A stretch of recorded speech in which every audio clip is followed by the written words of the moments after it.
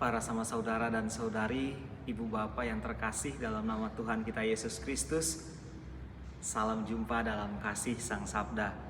Bapak ibu, saudara dan saudariku, hari ini hari Minggu 21 Februari 2021. Kita sudah memasuki hari Minggu Prapaskah yang pertama. Di hari Minggu Prapaskah yang pertama ini, Tuhan mengajak kita untuk melihat kembali semua pengalaman hidup kita.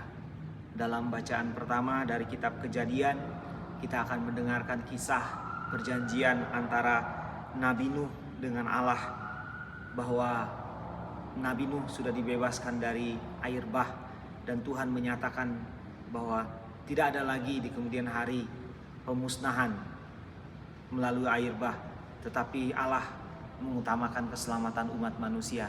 Itulah yang Tuhan janjikan kepada Nuh dan keturunannya. Siapa keturunan Nuh? Tidak lain dan tidak bukan kita yang masih mengimani Tuhan kita Yesus Kristus pada zaman ini. Dalam bacaan Injil, kita juga akan diajak untuk merenungkan bersama dengan Tuhan Yesus yang akan memulai karya misinya di dunia dengan terlebih dahulu mengalami pencobaan dan tantangan dari setan yang membawa Yesus ke padang gurun. Diceritakan dalam Injil Markus hari ini bab 1 ayat 12 sampai dengan 15, bagaimana Yesus dibawa ke padang gurun dicobai. Dalam Injil Markus kita menemukan pernyataan yang sedikit membingungkan Bapak Ibu, saudara dan saudari, para suster. Ada pernyataan bahwa Yesus berada di antara binatang-binatang liar dan malaikat-malaikat melayani Dia.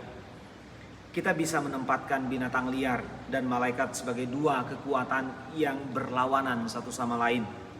Binatang liar dipahami sebagai hamba setan, sedangkan malaikat adalah pelayan Tuhan yang melayani Tuhan Yesus, mendukung Tuhan Yesus dalam masa pergumulannya, memberikan kekuatan untuk tetap berdiri teguh dalam ujian, untuk menahan gencarnya serangan setan. Nah, kita juga bisa menemukan diri kita terjebak dalam kehidupan di dunia ini antara, saya gambarkan seperti dalam bacaan Injil, antara binatang buas dan malaikat. Bapak Ibu mungkin sering mengalami di mana saat-saat kita yakin dengan diri kita, nilai terdalam yang kita imani, namun kita sedang diuji dalam kehidupan ketika kita doa-doa kita, iman kita tidak mendapat jawaban dari Tuhan. Doa-doa kita tidak terkabulkan. Pernah ada orang menceritakan pengalaman kepada saya, "Romo, saya akhir-akhir ini tidak pernah ikut misa. Loh, kenapa? Saya betul-betul kecewa. Iman saya yang begitu kuat, tetapi ketika Tuhan tidak menjawab doa saya langsung malas untuk misa, tidak pernah lagi ikut misa. Saya kecewa dengan Tuhan." Mungkin seringkali kita mengalami hal demikian, atau kita mengalami kesendirian, ada masalah, seperti tidak ada tangan Tuhan yang membantu, seperti tidak ada pertolongan dari Tuhan melalui sesama kita. Mungkin Bapak Ibu juga mengalami pada saat-saat pandemi seperti ini. Karena itu, Bapak Ibu, saudara dan saudariku yang terkasih, kita seperti Yesus mengalami kesendirian, namun Yesus tetap bertahan dengan kekuatan yang Ia miliki. Ia pun meminta kita untuk tetap mencintai Tuhan dalam perjalanan hidup. Mari kita melalui hidup kita dengan membawa tetap Tuhan dalam perjalanan hidup kita, agar Tuhan yang kita imani memberikan kita kekuatan, keteguhan dalam iman. Karena perjuangan kita makin hari makin berat, tantangan makin hari makin berat. Bukan hanya di luar dengan situasi bencana, banjir dan lain sebagainya, bukan hanya gempa dan lain sebagainya, tetapi pergolakan diri kita, pergolakan mungkin antar relasi kita dengan sesama, mengalami goncangan yang begitu kuat di masa pandemi ini. Karena itu, marilah kita meneguhkan iman kita.